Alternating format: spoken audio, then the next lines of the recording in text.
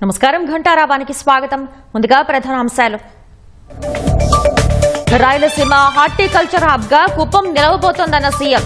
నియోజకవర్గంలో 1292 కోట్ల అభివృద్ది పనులకు శ్రీకారం. కర్నూలు విజయవాడ మధ్య విమాన సర్వీసు ప్రారంభం. మిగతా ప్రాంతాలకు అందుబాటులోకి తెస్తామన్న రామ్మోహన్.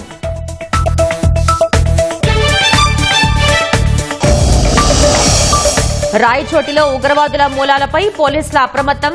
ఇతరులతో సంబంధాలు, మందుగుండు సామాగ్రిపై విచారణ.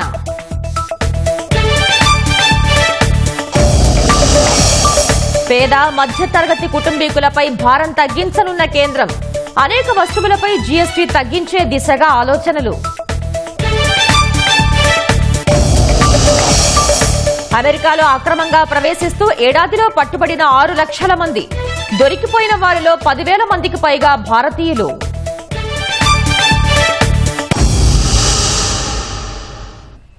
కుప్పం నియోజకవర్గాన్ని దేశంలోనే ఆదర్శంగా తీర్చిదిద్దుతానని ముఖ్యమంత్రి చంద్రబాబు ఉద్ఘాటించారు. ఈ ఏడాదిలోనే కుప్పానికి హంద్రీనీవా జలాలను అందిస్తామని స్పష్టం చేశారు. సొంత నియోజకవర్గం కుప్పంలో పలు అభివృద్ది పనులకు ఆయన శంకుస్థాపనలు, ప్రారంభోత్సవాలు చేశారు. కొత్తగా మంజూరైన పింఛన్లను లబ్దిదారులకు అందజేశారు. 1000 మంది దీపం పథకం లబ్దిదారులకు గ్యాస్ కనెక్షన్లు పంపిణీ చేశారు. శాంతిపురం మండలం తుమ్సి గ్రామంలో నిర్వహించిన బహిరంగ సభలో పాల్గొన్న చంద్రబాబు కుప్పంలో 1617 కోట్ల రూపాయలతో పరిశ్రమల ఏర్పాటుకు ఒప్పందాలు చేసుకున్నారు. అభివృద్ది, నైపుణ్య శిక్షణపై 4 సంస్థలతో ప్రభుత్వం ఒప్పందాలు చేసుకుంది. సుపరిపాలనలో 1 సంవత్సరం పూర్తి చేసుకుని మీ దగ్గరికి నేను వచ్చాను. హంద్రీనీవా సుజల స్రవంతి 85 కోట్లతో 47 కిలోమీటర్లు పూర్తి చేస్తున్నాం. శ్రీశైలం దగ్గర నుంచి కుప్పానికి నీరు రావాలంటే దగ్గర 550 కిలోమీటర్లు అనేక పంపులు పెట్టాం, వెడల్పు చేశాం. ఈ సంవత్సరమే 3890 కోట్ల రూపాయలు ఖర్చు పెట్టి చివరి కుప్పానికి నీళ్లు తీసుకొస్తున్నాం. మన నియోజకవర్గాన్ని ఒక ఆదర్శ నియోజకవర్గంగా తయారు చేయాలని, ఏ ఊరికి పోవాలన్నా సిమెంట్ రోడ్డు ఉండాలి, లేకుంటే బీటీ రోడ్డు ఉండాలి. మా కుప్పం ప్రజలు ఎవరు కూడా మట్టిలో నడవకుండా, ఏ మాత్రం ఇబ్బంది లేకుండా అన్ని రోడ్లు కూడా శ్రీకారం చుడతాం. నేను కొత్తగా వచ్చినప్పుడు ఇంటింటికి 2 ఆవులు పట్టిస్తానంటే నన్ను ఎగతాళి చేశారు. ఈ రోజు మీరు ఒకసారి చూస్తే ఏ ఇంటికి ఆవులు లేకపోతే ఇల్లే లేదు. ప్రతి ఒక్కరు 2 ఆవులు, 4 ఆవులు, 6 ఆవులు పట్టుకున్నారు. అది ఈ రోజు మీ ఆదాయం అయింది. రాబోయే రోజుల్లో 10 లక్షల లీటర్లు పాల ఉత్పత్తి నియోజకవర్గంగా మన కుప్పం తయారవుతుందని మీ అందరికీ హామీ ఇస్తున్నాను. ఇప్పుడు ఈ కరెంటు వాడడం కరెక్ట్ కాదు. ఆదాయం బాగా ఉండాలి, ఖర్చు తగ్గాలి, ఆరోగ్యం బాగుండాలంటే రూఫ్ టాప్ సోలార్ సూర్య గారి కింద వచ్చేదాన్ని మనం అందరం పెట్టుకోవాలి. ఒకప్పుడు కరెంట్ ఎప్పుడు వస్తుందో ఎప్పుడు పోతుందో మనకు తెలియదు. ఈ రోజు మీరు చూస్తే మన ఇంటిపైనే మనమే కరెంటు ఉత్పత్తి చేసుకునే పరిస్థితికి వచ్చాం. దానికి కుప్పం ఒక కేంద్రంగా తయారవుతుందని మరొకసారి విజ్ఞప్తి చేస్తున్నా. మీరు వాడుకునే కరెంటు మిగిలితే గ్రిడ్కి ఇవ్వండి. దానివల్ల ₹2.8 తిరిగి మీకు డబ్బులు వస్తుంది. ఇటీవల పల్నాడు జిల్లా రెంటపాళ్ల పర్యటనలో ప్రాణాలు కోల్పోయిన వారి కుటుంబాలను వైసీపీ అధ్యక్షుడు జగన్ పరామర్శించారు. బాధిత కుటుంబాలను వారి ఇంటి వద్దకు వెళ్లి పరామర్శించకుండా వారినే తాడేపల్లి పార్టీ కార్యాలయానికి పిలిపించుకున్నారు. తన కారు కింద పడి ప్రాణాలు కోల్పోయిన సింగయ్య భార్య లూర్దు మేరీ కుమారులతో జగన్ మాట్లాడారు. ఘటన జరిగిన తీరును వారికి వివరించి అండగా ఉంటామని భరోసా ఇచ్చారు. సత్తెనపల్లిలో గుండెపోటుతో మృతి చెందిన జయవర్ధన్ రెడ్డి కుటుంబ సభ్యులను జగన్ తాడేపల్లికి పిలిపించుకుని పరామర్శించారు. ఇరు కుటుంబాలకు చెరో 10 లక్షల చొప్పున పరిహారం అందించారు. బీఆర్ఎస్ పోరాటం వల్లే గోదావరి బనకచర్ల ప్రాజెక్టుకు అడ్డుకట్ట పడిందని మాజీ మంత్రి హరీష్ రావు చెప్పారు. హైదరాబాద్ ప్రజాభవన్లో గతేడాది చంద్రబాబు, రేవంత్ రెడ్డి సమావేశం అయినప్పుడే గోదావరి బనకచర్లపై చీకటి ఒప్పందం జరిగిందని హరీష్ ఆరోపించారు. ఈ విషయంలో ప్రజల్ని తప్పుదోవ పట్టిస్తున్నారని హరీష్ మండిపడ్డారు. జూలై 6, 2024 నాడు ప్రజాభవన్ కు చంద్రబాబు నాయుడు గారిని ఆహ్వానించాడు. ఆ విభజన హామీల ముసుగులో గోదావరి బనకచెర్ల చీకటి ఒప్పందం ప్రజాభవన్ ఆధారంగా రేవంత్ రెడ్డి చంద్రబాబు నాయుడు మధ్య జరిగింది. ఆ తర్వాతనే ప్రాజెక్టు పనులు స్టార్ట్ అయినాయి. ఆ తర్వాత ఏమైంది? సెప్టెంబర్ 13, 2024 ఉత్తమ్ కుమార్ రెడ్డి గారు సతీ సమేతంగా బెజవాడకు పోయి బజ్జీలు తినొచ్చిండు. అక్కడ సైలెంట్ అయిపోయింది. ఇక బెజవాడకు పోయి చంద్రబాబు నాయుడు సతీ సమేతంగా కలిసి గోదావరి బనకచెర్లకు ఉత్తమ్ కుమార్ రెడ్డి కూడా పచ్చ జెండా ఊపిండు. నవంబర్లో direct open letter Chandrababu Naidu గారు కేంద్ర ప్రభుత్వానికి లేఖల మీద లేఖలు రాస్తుండు. అసలు గోదావరి బనకచెర్ల మీద పోరాడింది బీఆర్ఎస్. మొద్దు నిద్రపోతున్నట్టు నటిస్తున్న కాంగ్రెస్ ను ముళ్ళుగట్టెతో పొడిచి నిద్ర లేపింది బీఆర్ఎస్. ఇవాళ టీఓఆర్ ఆగిందంటే కూడా ఆ తాత్కాలికమే, బట్ అది జరిగిందంటే కూడా అది బీఆర్ఎస్ పోరాట ఫలితం. ఉనికి కోసమే బనకచెర్లకు బీఆర్ఎస్ అడ్డంకులు సృష్టిస్తోందని మంత్రి పయ్యావుల కేశవ్ అన్నారు. గోదావరి నీళ్లు రాయలసీమకు తీసుకువెళ్లాలని గతంలో కేసీఆర్ అనలేదా అని ప్రశ్నించారు. అనంతపురం జిల్లా కూడేరు మండలం జయపురంలో సుపరిపాలన తొలి అడుగు కార్యక్రమంలో పాల్గొన్న పయ్యావుల బనకచెర్లతో తెలంగాణకు ఎటువంటి నష్టమూ లేదన్నారు. తెలంగాణలో జరుగుతున్నటువంటి రాజకీయ అస్తిత్వ పోరాటమే తప్ప తెలంగాణకు మేము ఎప్పుడు కూడా వ్యతిరేకం కాదు. కేవలం సముద్రం లేకపోతున్నటువంటి జలాల్ని వాడుకునేటువంటి ప్రయత్నం చేస్తున్నాం. కేటీఆర్, హరీష్ రావుల మధ్య ఉన్న అస్తిత్వ పోర్ని ఇవాళ ఒక రాజకీయ రంగు పులిమి ఇదేదో ప్రాంతాల మధ్య సమస్యగా గుర్తిస్తున్నారు. మరి అదే కేసీఆర్ జగన్మోహన్ రెడ్డి గారిని ఇన్వైట్ చేసి ఈ పథకాన్ని ప్రారంభిద్దామని ఆ రోజు చెప్పిన రోజున ఇది గుర్తుకు రాలేదా హరీష్ రావు గారికి? మరి రాయలసీమకు వచ్చి కేసీఆర్ తిరుపతిలో ఏం మాట్లాడాడు? రాయలసీమకు నీళ్లు ఇస్తాం అని చెప్పినప్పుడు కనపడలేదా? అసెంబ్లీలో కేసీఆర్ ప్రకటన చేసిన రోజున హరీష్ రావు కనపడలేదా? ఈ రోజు ఇవన్నీ కనపడుతున్నాయా? కేవలం రాజకీయ అస్తిత్వం కోసం జరుగుతున్నటువంటి డ్రామాలు ఇవి. తెలంగాణ బాగుండాలి, తెలంగాణను అభివృద్ధి చెందాలి, సముద్రం లేకపోతున్నటువంటి నీటిని ఆంధ్రప్రదేశ్ కూడా వినియోగించుకోవాలి. అన్నమయ్య జిల్లా రాయచోటిలో ఉగ్రమూలాలపై పోలీస్ శాఖ అప్రమత్తమైంది. కేంద్ర ఇంటెలిజెన్స్ బ్యూరో అరెస్ట్ చేసిన అబూబకర్ సిద్దికీ, మహమ్మద్ అలీతో ఎవరెవరికి సంబంధాలున్నాయి, మందుగుండు సామాగ్రి ఎక్కడి నుంచి తెచ్చారు అనే దానిపై పోలీస్ శాఖ రహస్యంగా విచారణ చేస్తోంది. 30 ఏళ్లుగా రాయచోటిలో మకాం వేసి తీవ్రవాద కార్యకలాపాలు కొనసాగిస్తున్నా పసిగట్టలేకపోవడం పోలీసుల వైఫల్యానికి నిదర్శనం అనే విమర్శలు వినిపిస్తున్నాయి. తమిళనాడులో చోటు చేసుకున్న వరుస బాంబు పేలుళ్ల కేసుల్లో 2 మోస్ట్ వాంటెడ్ ఉగ్రవాదులు అబూబకర్ సిద్దికీ, మహమ్మద్ అలీని కేంద్ర ఇంటెలిజెన్స్ బ్యూరో అధికారులు రాయచోటిలో అరెస్టు చేయడం స్థానికంగా ఉలికిపాటుకు గురిచేసింది. 30 ఏళ్ల పాటు రాయచోటిలో మకాం వేసిన ఉగ్ర సోదరులు ఏడాదికోసారి ఇళ్లు మారుస్తూ తమ కార్యకలాపాలు కొనసాగించినట్లు విచారణలో తేలింది. రాయచోటిలో ముస్లింలు అధికంగా ఉండే కొత్తపల్లి ఉర్దూ హైస్కూల్ ఎదురుగానే అబూబకర్ సిద్దికీ 2 అంతస్తుల ఇళ్లు అద్దెకు తీసుకుని నివసిస్తున్నాడు. భార్యతో కలిసి ఉండే సిద్దికీ ఒక అంతస్తులో కాపురముంటూ మరో ఫ్లోర్లో మందుగుండు సామాగ్రి, ఇతర పేలుడు పదార్థాలు, ఎలక్ట్రానిక్ వస్తువులు భద్రపరిచినట్లు తెలుస్తోంది. పోలీసులు, రెవెన్యూ అధికారులు ఇంట్లో పంచనామా చేసినప్పుడు తీవ్రవాద కార్యకలాపాల పుస్తకాలు, అమ్మోనియం నైట్రేట్ లభ్యమైనట్లు సమాచారం. వాటన్నింటినీ 3 ఆటోల్లో జిల్లా పోలీస్ కార్యాలయానికి తీసుకెళ్లారు. అబూబకర్ ఇంట్లో బకెట్ బాంబును కూడా స్వాధీనం చేసుకున్నట్లు తెలిసింది. దాన్ని తాజాగానే తయారు చేసినట్లుందని పోలీసు వర్గాలు చెబుతున్నాయి. దాన్ని నిర్వీర్యం చేయడానికి సాంకేతిక బృందాన్ని రప్పించినట్లు సమాచారం. అబూబకర్ సిద్దికీ ఇంటికి ఆన్లైన్లో పార్సిల్ వచ్చేవని స్థానికులు చెబుతున్నారు. సిద్దికీ ఇంటి సమీపంలోనే ఉంటోన్న ఆయన సోదరుడు మహమ్మద్ అలీ చీరల దుకాణం కూడా నిర్వహిస్తున్నాడు. సిద్దికీ సుండుపల్లి మండలంలో పేదింటి అమ్మాయిని పెళ్లి చేసుకోగా మహమ్మద్ అలీ కూడా రాయచోటిలో మరో పేదింటి అమ్మాయిని వివాహం చేసుకున్నాడు. అయితే ఈ 2 కుటుంబాలు ఇరుగు పొరుగుతో పెద్దగా మాట్లాడేవారు కాదని, ఎప్పుడూ తలుపులు తీసేవారు కాదని స్థానికులు చెబుతున్నారు. దాదాపు 30 ఏళ్లుగా ఇక్కడ ఉన్నారంటే ఎంత రహస్యంగా ఉన్నారో పకడ్బందీగా వాళ్ళు ఉన్నారు. ఇక్కడ కూడా సహకరించే వాళ్ళు ఉంటారు. తెలిసి సహకరించినా, తెలియక సహకరించినా, వేరే అభిమానాలతో ఏదైనా సహకరించినా అది దేశ భద్రతకి, వ్యక్తిగత జీవితానికి ముప్పు వాటిల్లుతుంది. కాబట్టి ప్రభుత్వాల కంటే ముందు కొత్త వ్యక్తులకు ఎట్టి పరిస్థితుల్లో కూడా ఆశ్రయం ఇవ్వద్దు.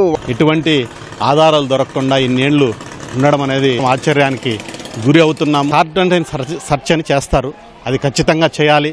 ఈ ఉగ్రవాదులు ఇప్పటికీ రాయచోటిలో దాదాపు 200 మందికి పైగా శిక్షణ ఇస్తున్నారని మాకు వినికిడి వచ్చినది.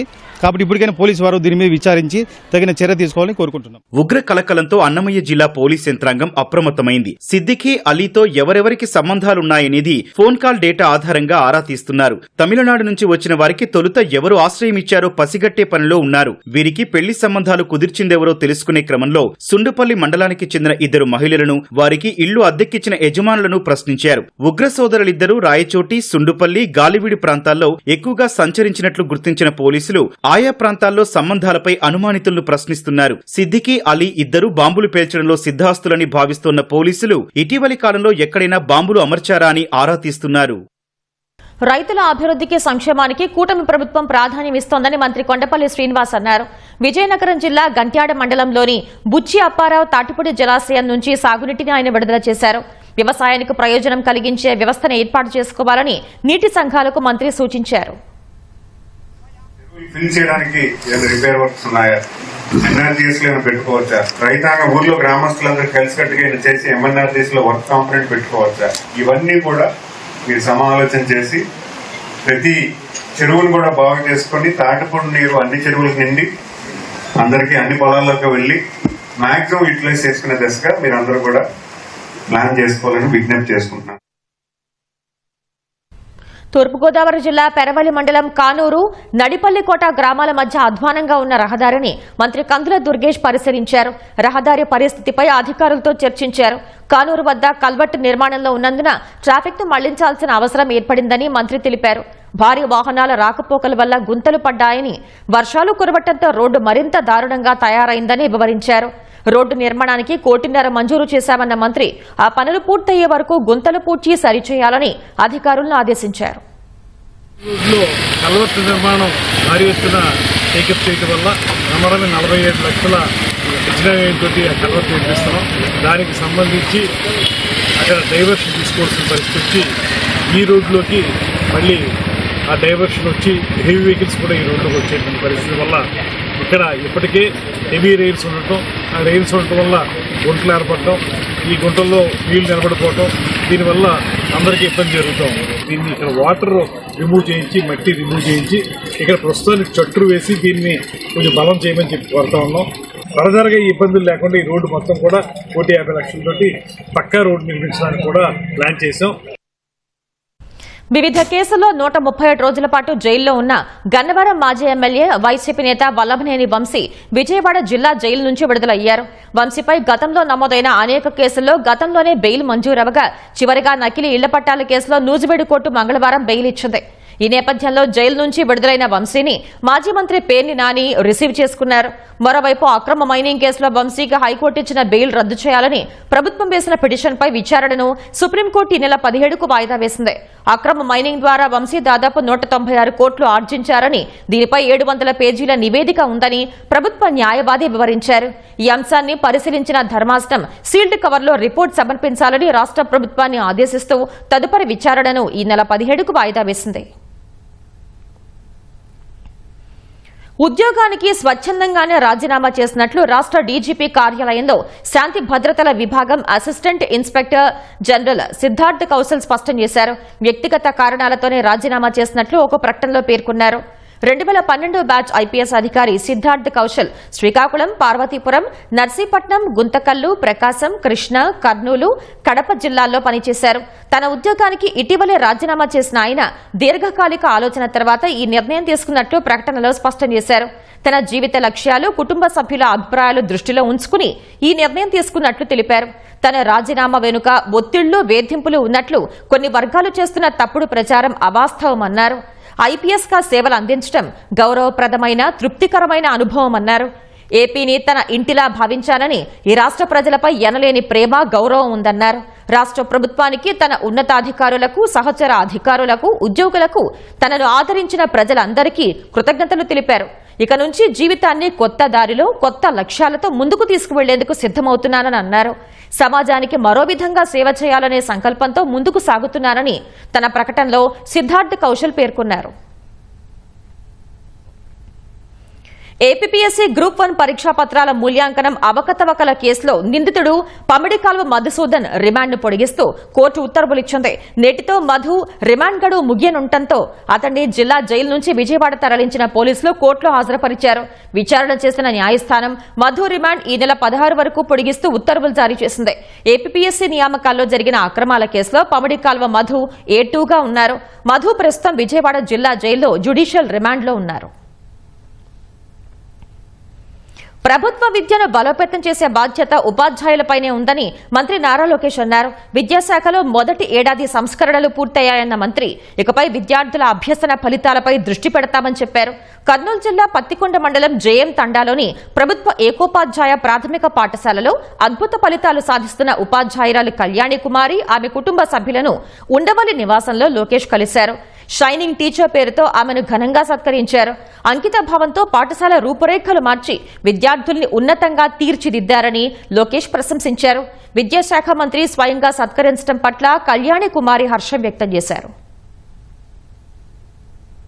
ప్రభుత్వ పాఠశాలలు బలోపేతం కావాలి అని ఇంకా ఏం చేస్తే బాగుంటుందని సార్ అడిగాడు. నా వరకు నేను మా స్కూల్లో ఏ కార్యక్రమాలు అయితే అమలు చేస్తున్నానో అవన్నీ కూడా సార్కి వివరించడం జరిగింది. నేను మొదట్లో వెళ్ళినప్పుడు ఆ పాఠశాలలో 2 విద్యార్థులు మాత్రమే ఉన్నారు. పిల్లలు రాకపోవడానికి కారణం ఏంటి అని విద్యార్థుల తల్లిదండ్రుల వాళ్ళ ఇంటికి వెళ్ళి అడిగి అక్కడ ఈ సమస్య ఏంటి అని తెలుసుకోవడం జరిగింది.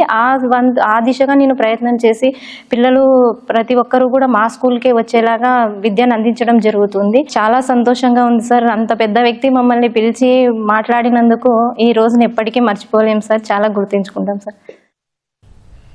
కర్నూలు జిల్లాలో వ్యక్తి దారుణ హత్యకు గురయ్యాడు. సూదిరెడ్డిపల్లికి చెందిన 54 ఏళ్ల కురవ శేషన్న తన నివాసంలో ఉండగా అదే గ్రామానికి చెందిన కొందరు వ్యక్తులు ఇంట్లోకి చొరబడ్డారు. కొడవళ్లు, కర్రలతో దాడి చేసి హతమార్చారు.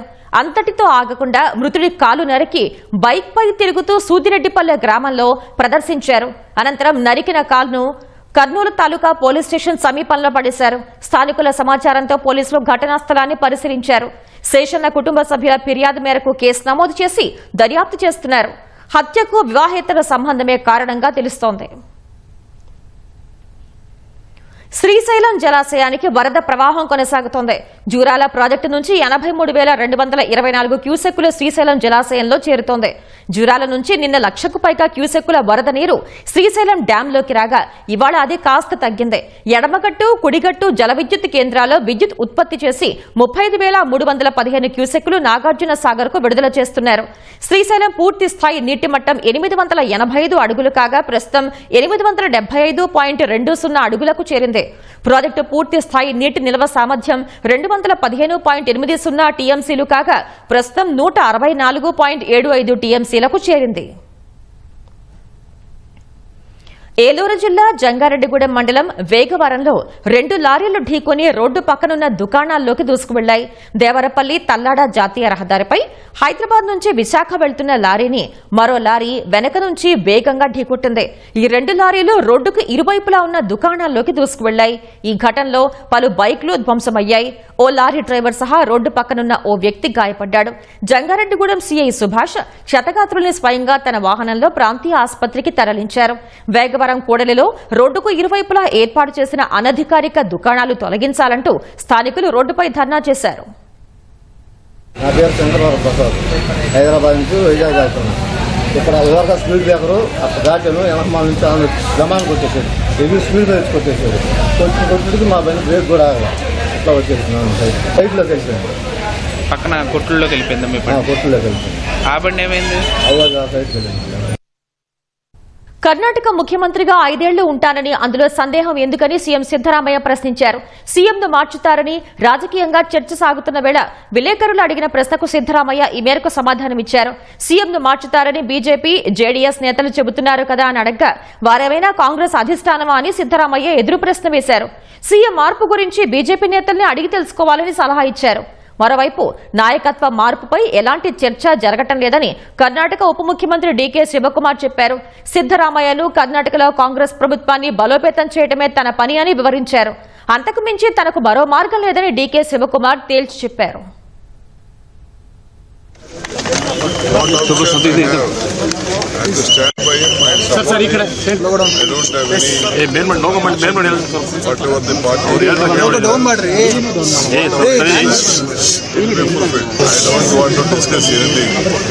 All lakhs of workers are supporting this party.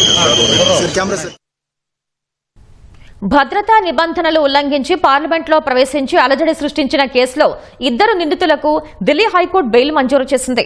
నిందితులు నీలం ఆజాద్, మహేష్ కుమావత్లు 50,000 రూపాయల చొప్పున బెయిల్ బాండ్ పూచీకత్తులు సమర్పించాలని ఆదేశించింది. బెయిల్ షరతుల్లో భాగంగా నిందితులు ఢిల్లీని విడిచి వెళ్లరాదని, ఈ కేసుకు సంబంధించి ఇంటర్వ్యూలు ఇవ్వరాదని, బహిరంగ ప్రకటనలు చేయవద్దని స్పష్టం చేసింది. 2023 డిసెంబర్ 13న పార్లమెంటు శీతాకాల సమావేశాల సందర్భంగా లోక్సభలో 0 అవర్ జరుగుతుండగా సాగర్ శర్మ, మనోరంజన్లు పబ్లిక్ గ్యాలరీ నుంచి ఛాంబర్లోకి దూకారు. పసుపు రంగు గ్యాస్ ను విడుదల చేశారు.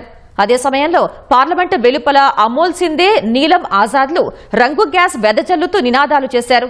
నలుగురిని అప్పుడే అరెస్ట్ చేయగా వారికి సహకరించిన లలిత్ ఝా, మహేష్ కుమావత్లను తర్వాత అదుపులోకి తీసుకున్నారు. ఈ కేసులో నీలం, మహేష్లకు కింది కోర్టు బెయిల్ నిరాకరించగా వారు హైకోర్టును ఆశ్రయించారు. తాజాగా వారికి బెయిల్ మంజూరైంది. యాప్ ఆధారంగా క్యాబ్ సర్వీసులు అందిస్తున్న ఉబర్, ఓలా వంటి సంస్థలు రద్దీ సమయాల్లో రేట్లు పెంచుకునేందుకు కేంద్ర ప్రభుత్వం అంగీకరించింది. ఈ మేరకు motor vehicle aggregator guide lines ను కేంద్ర రోడ్డు రవాణా, జాతీయ రహదారుల మంత్రిత్వ శాఖ జారీ చేసింది. కొత్త నిబంధనల ప్రకారం నామమాత్రంగా రద్దీ ఉన్న సమయాల్లో బేస్ ఛార్జీల్లో సగం సర్ఛార్జీ కింద పెంచుకునేందుకు వీలు కల్పించింది. రద్దీ విపరీతంగా ఉంటే 200% పెంచుకునేందుకు అనుమతి ఇచ్చింది. అంతకుముందు ఈ వెసులుబాటు 150%గా ఉండేది. 3 కిలోమీటర్ల లోపు ప్రయాణానికి ఎలాంటి అదనపు ఛార్జీలు విధించకూడదని కేంద్రం షరతు విధించింది.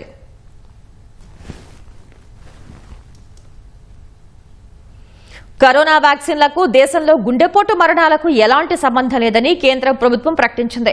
ఐసీఎంఆర్, ఎయిమ్స్ చేపట్టిన విస్తృత అధ్యయనంలో ఈ విషయం వెల్లడైందని కేంద్ర ఆరోగ్య శాఖ తెలిపింది.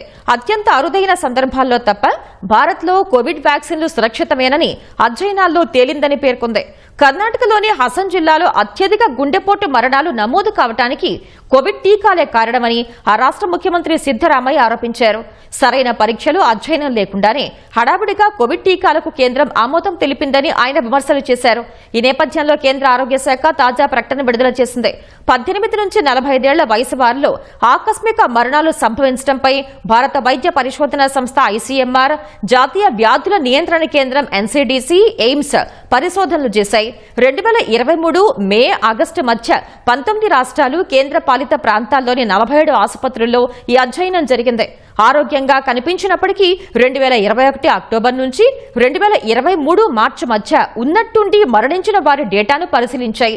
వీటిని అధ్యయనం చేసిన తర్వాత ఆకస్మిక మరణాలకు కోవిడ్ వ్యాక్సిన్లతో ఎలాంటి సంబంధం లేదని గుర్తించినట్లు ఆయా సంస్థలు తెలిపాయని కేంద్ర ఆరోగ్య శాఖ వెల్లడించింది. ఆకస్మిక మరణాలకు కోవిడ్ టీకాలే కారణం అనే ప్రచారం పూర్తిగా అవాస్తవమని, తప్పుదోవ పట్టించేవేనని పునరుద్ఘాటించింది. జన్యుపరమైన జీవనశైలి మార్పులే ఆకస్మిక మరణాలకు కారణం కావచ్చని ఆరోగ్య శాఖ పేర్కొంది. పేద, మధ్యతరగతి కుటుంబాలు వినియోగించే అనేక వస్తువులపై జీఎస్టీని తగ్గించాలని కేంద్రం భావిస్తోందని జాతీయ మీడియా కథనాలు పేర్కొన్నాయి. జీఎస్టీ వసూళ్లు రికార్డు స్థాయిలో పెరిగిన వేళ కేంద్రం ఆ దిశగా ఆలోచన చేస్తున్నట్లు తెలుస్తోంది. ఈ నెలలో జరిగే జీఎస్టీ కౌన్సిల్ భేటీలో ఈ విషయంలో ఏకాభిప్రాయం రావాల్సి ఉంది. 5 ఏళ్ల క్రితం ఏడాదికి 11 లక్షల కోట్ల రూపాయలుగా ఉండే జీఎస్టీ వసూళ్లు ఇప్పుడు రెట్టింపై 22 లక్షల కోట్లకు చేరాయి. ఈ నేపథ్యంలో పేద, మధ్యతరగతి ప్రజలకు ఊరట కలిగించే నిర్ణయాన్ని కేంద్రం తీసుకునే అవకాశాలు కనిపిస్తున్నాయి. ఈ ఏడాది బడ్జెట్లో ఆదాయ పన్ను మినహాయింపు పరిమితిని 12 లక్షల రూపాయలకు పెంచి మధ్యతరగతికి ఊరట కలిగించిన కేంద్రం మరో గుడ్ న్యూస్ చెప్పేందుకు సిద్ధమవుతోంది. పేద, మధ్యతరగతి కుటుంబాలు వినియోగించే నిత్యావసర వస్తువులపై జీఎస్టీ తగ్గించాలని భావిస్తోంది. ప్రస్తుతం 12%గా ఉన్న జీఎస్టీ స్లాబ్ పూర్తిగా తొలగించడం లేదా 12%లో ఉన్న చాలా వరకు వస్తువులను 5% ట్యాక్స్ స్లాబ్ పరిధిలోకి తీసుకురావడమో చెయ్యాలని కేంద్రం చూస్తోంది. తద్వారా వినియోగదారులపై భారం తగ్గించాలని భావిస్తోంది.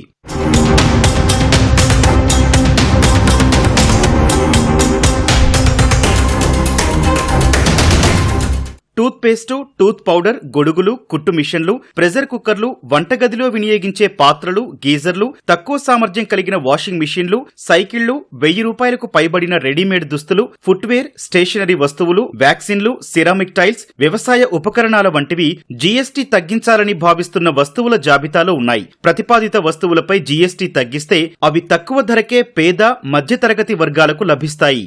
కేంద్రం తీసుకోబోయే ఈ నిర్ణయం వల్ల ఖజానాపై 50,000 కోట్ల రూపాయల వరకు భారం పడుతుందని అంచనా. అయితే ఆయా ఉత్పత్తులపై జీఎస్టీ తగ్గించడం ద్వారా వినియోగం పెరిగి ఆర్థిక వ్యవస్థకు ఊతం లభిస్తుందని, దీర్ఘకాలంలో జీఎస్టీ వసూళ్లు పెరుగుతాయని ప్రభుత్వం భావిస్తోంది. దిగువ మధ్యతరగతికి ఊరట కల్పించే దిశగా జీఎస్టీ రేట్లు హేతుబద్ధీకరించాలని భావిస్తున్నట్లు ఇటీవల ఓ ఇంటర్వ్యూలో కేంద్ర ఆర్థిక మంత్రి నిర్మలా సీతారామన్ పేర్కొనడం గమనార్హం. ఈ నిర్ణయాలు తీసుకోవాలంటే జీఎస్టీ కౌన్సిల్లో ఏకాభిప్రాయం సాధించాల్సి ఉంటుంది. ఈ నెలలోనే జీఎస్టీ మండలి సమావేశం జరిగే అవకాశం ఉంది.